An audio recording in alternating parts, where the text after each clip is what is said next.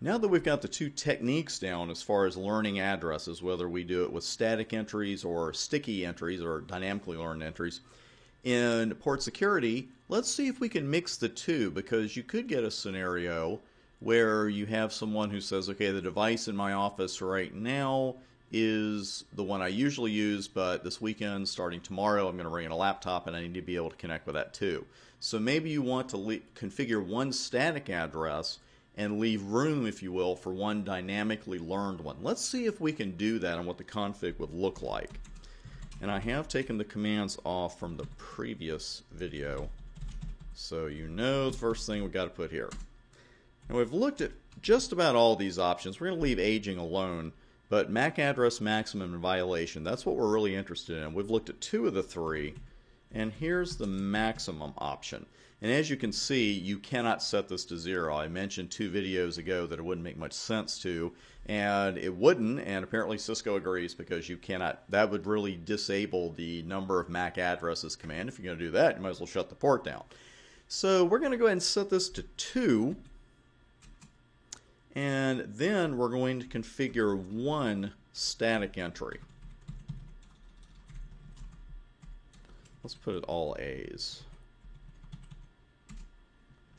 And there we go. So an unusual looking config. We've configured it for 2 addresses overall, and we've put one static entry in as far as the MAC address goes.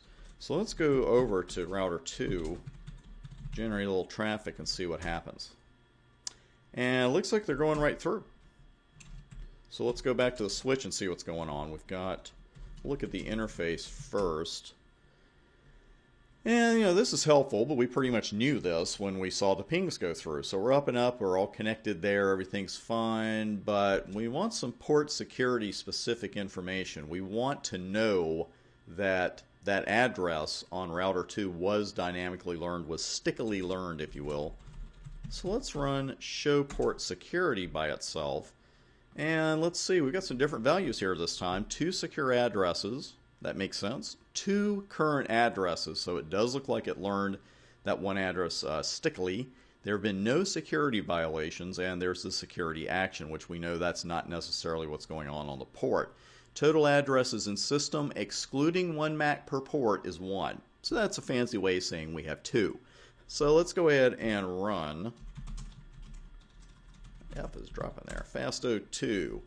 And it's looking pretty good. We're enabled on that port, secure and up, 2 maximum MAC addresses, 2 total MAC addresses, 1 configured one, that was the all A's address, and then 1 sticky one, and we can tell by the process of elimination that this has to be the stickily learned MAC address, because that's the one that's in the table. So you can see here there is a way to combine the two. It's not tricky either. All you have to do with the maximum command is leave room for that dynamically learned one, and then you put your static ones in.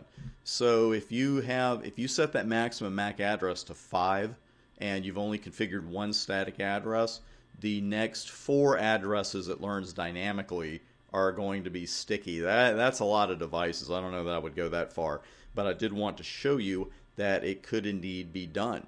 So port security, short and sweet. You know, we've looked at 3 different scenarios there, 3 common scenarios that will show you exactly what's going on. And again, just make sure you're comfortable with the violation modes and all the defaults. You definitely want to have those down. In the very next video, I'm going to give you a taste of Spanning Tree Protocol. STP is mostly and almost entirely on the ICND2 exam. So if you're taking the 2 exam path, then you'll watch that one as well at that time. But we're going to introduce you to STP, show you what's going on with it, and then in your ICND2 studies, you'll really be hitting it hard with plenty of details, believe me. So I'll see you in the next video, and we'll take care of that business.